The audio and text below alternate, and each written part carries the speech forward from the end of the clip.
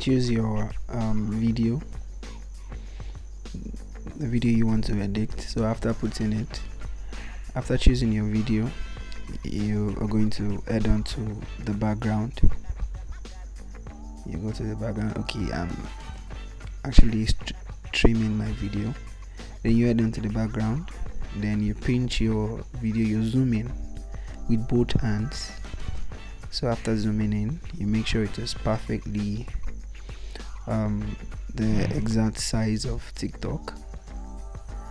So after that, you choose the video you want to duet with, then you add it to it there.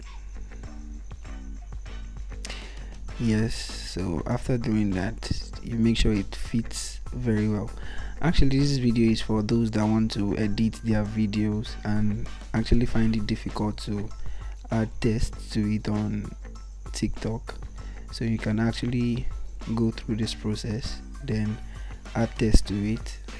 You'll see the video I made about adding text to videos using INSHOT on my page.